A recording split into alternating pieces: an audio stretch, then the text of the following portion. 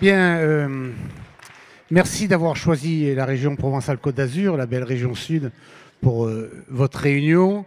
C'est un grand honneur de vous accueillir ici dans ce moment de trouble au niveau national et d'apporter à la famille Modem mon soutien, mon affection et ma reconnaissance.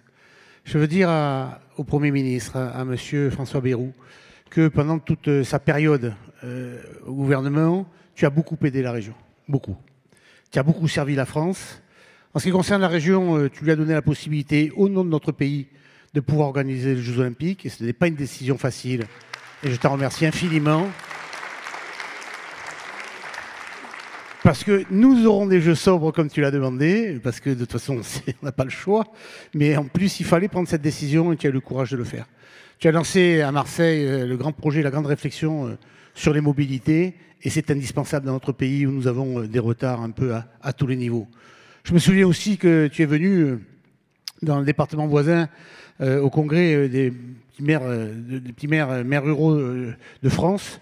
Et tu as rappelé aussi l'importance de l'État, l'importance de la France, l'importance aussi de la décentralisation, l'importance d'avoir une gestion au plus près de nos concitoyens.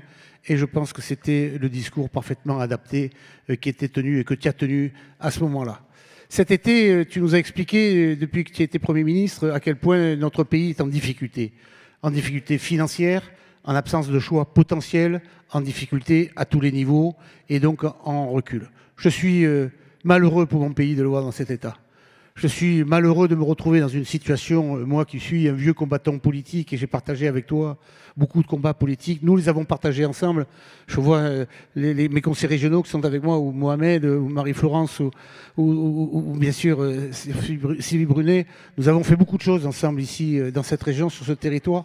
Nous avons toujours fait l'union, l'unité, et je pense que c'est le meilleur moyen pour gagner. Aujourd'hui, Marc, cher Noël, mesdames et messieurs les ministres, mesdames les parlementaires, on a un truc incroyable.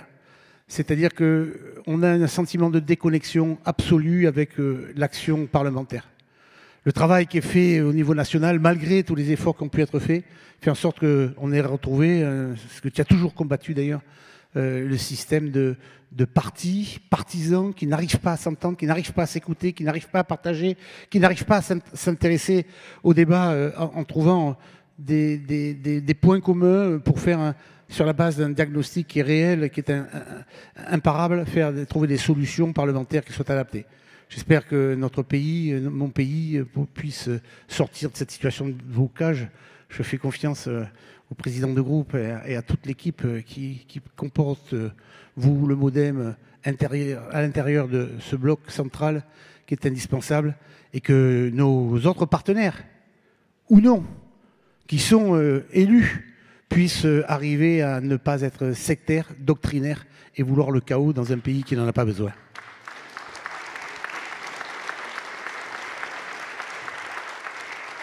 Je rappelle toujours, et merci au Modem, merci aux 14 composantes politiques de la région. Ici, c'est une région extraordinairement compliquée.